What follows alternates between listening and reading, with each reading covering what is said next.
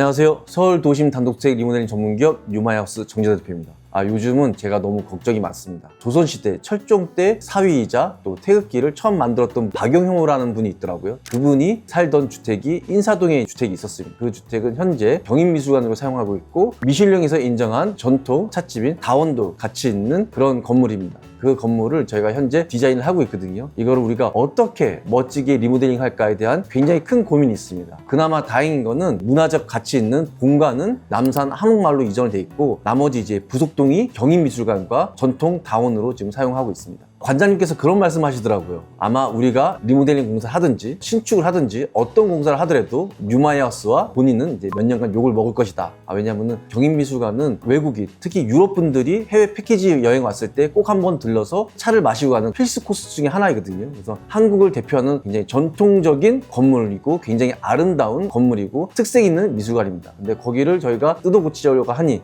굉장히 마음이 무겁고 신중함을 느끼고 있습니다. 우리가 이제 준공 후 단독주택 내부를 리뷰 영상을 찍게 되면 많은 분들이 가끔 실내 인테리어가 왜 이러냐, 마감재가 왜 이러냐, 고급스럽지 않다 이런 댓글을 달아주시는데 그런 이제 댓글을 볼 때 좀 마음이 아픈 게 사실은 단독주택은 아파트하고 굉장히 많은 차이가 있습니다. 아파트나 고급 빌라 같은 경우는 이제 외형은 정해져 있잖아요. 지하 공간도 없고요. 옥상도 없습니다. 그렇기 때문에 사실은 하자 날 이유가 별로 많지가 않죠. 입체적이지 않고 수평화된 구조이기 때문에 마감재의 싸움 또는 디테일의 싸움이라고 할 수 있을 것 같아요. 그래서 저도 아파트 리모델링이나 인테리어 공사했던 블로그나 유튜브나 이런 걸 볼 때마다 와 너무 멋있다, 너무 디테일하다 이런 생각을 많이 들거든요. 우리도 저렇게 하고 싶지만 사실은 단독주택 같은 경우는 물 새는 거 걱정해야 되죠. 단열이 안 돼서 결로도 걱정해야 되죠. 공기질, 수압 걱정해야 될 부분이 너무 많습니다. 사실 저희가 총 공사 비용에 인테리어에 쓸 수 있는 돈은 불과 15%, 20%가 좀 안 되는 것 같아요. 이제 아파트나 고급 빌라 같은 경우는 사실 우리가 10%, 15%,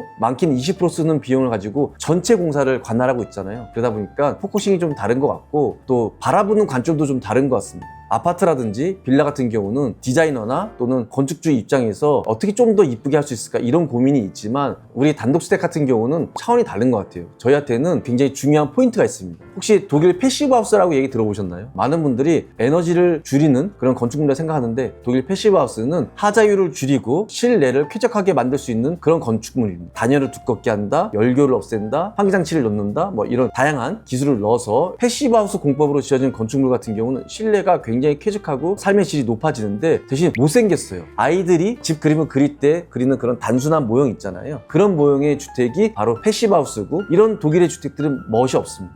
제가 봤을 때 대한민국 단독주택 디자인은 이런 것 같습니다. 외관이나 단독주택 자체는 심플한 구조이고 실내는 아파트 인테리어 디자인을 그대로 적용한 그런 느낌입니다. 저를 비롯해서 우리 뉴마이하우스 디자이너분들이 사실 디자인 관련해서 굉장히 연구도 많이 하고 서로 논의도 많이 하고 있습니다. 근데 우리 회사 같은 경우는 이렇잖아요. 건축물의 쾌적성을 통해서 건축주의 몸과 마음을 이제 건강하게 만들 수 있도록 우선은 하자가 안 나야 된다. 그러다니 하자가 안 나기 위해서 우리도 똑같이 굉장히 심플한 건물을 만들 수는 없잖아요. 중축도 해야 되고 발코니도 만들어야 되고 지붕도 좀 멋지게 입체적으로 좀 만들어야 되고를 하면서도 주거의 쾌적성을 높이기 위해서 하자를 최대한 줄일 수 있도록 기술적으로 연구도 하고 있고요. 대한민국 같은 경우는 대부분의 오래된 주택이 연화조 구조의 벽식 구조로 되어 있습니다. 그래서 이 많은 벽들이 이제 집을 받치고 있다 보니까 굉장히 많이 있어요. 이 벽들이 많다 보니까 창문들을 크게 낼 수가 없습니다. 최근에 우리 뉴마이하우스 디자이너분들이 오래된 벽식 구조의 단점들을 없애기 위해서 아예 건축물을 체질을 바꿉니다. 이렇게 기둥과 보로 인해서 많은 벽체를 없앨 수 있었고요. 이 벽들이 없다 보니까 처음 현관 딱 들어왔을 때부터 굉장히 빵 터진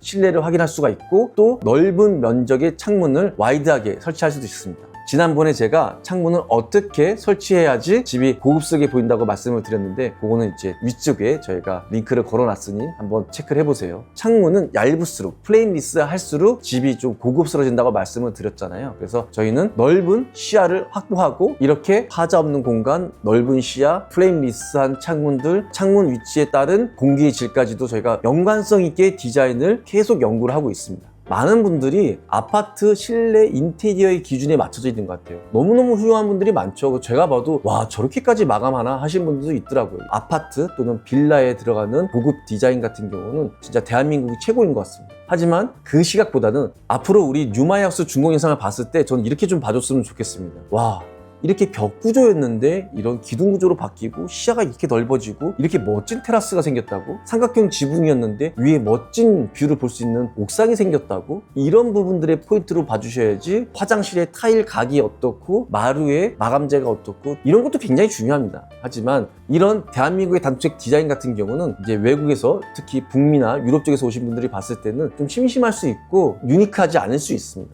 그래서 우리 뉴마이하우스는 앞으로도 북미나 유럽에서 계신 분들이 우리 뉴마이하우스 디자인을 봤을 때 오, 개성 있다, 디자인감 있다, 개방감 있다, 멋있다 라는 느낌이 있도록 유기적으로 디자인을 제안할 예정입니다. 정말 아 진짜로? 찍어드릴게요. Actually,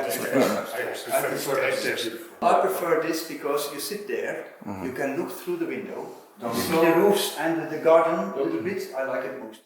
그나저나 지금 저희가 150년 된 문화적 가치가 있는 경인미술관, 그다음에 전통다원 디자인을 해야 되는데 이게 걱정입니다, 진짜. 제가 봐도 우리 관장님이 말씀하신 것처럼 이거는 저희가 아무리 잘해도 앞으로 3, 4년은 욕을 먹을 것 같은데 꼭 한번 가보시고요. 굉장히 재밌습니다. 인사동에 굉장히 유명한 미술관이고요. 차도 너무 맛있고 특히 거기에 대추차 추천드립니다. 가서 먹어보고 왜 외국인들이 거기를 해외여행 패키지 왔을 때 둘러보든지 꼭 가보시길 바라고 가보신 다음에 댓글에다가 이 공간은 이렇게 리모델링하면 어떨까요? 이렇게 인테리어하면 어떨까요? 이렇게 외관 꾸미면 어떨까요? 이런 제안도 해주시면 너무 감사할 것 같습니다. 오늘은 단독주택과 아파트 인테리어 실내 디자인과는 어떻게 다름이고 어떻게 봐줬으면 좋겠다에 대해서 좀 설명을 드렸습니다. 다음에도 단독주택에 좋은 정보 만들어서 찾아뵙도록 하겠습니다. 감사합니다.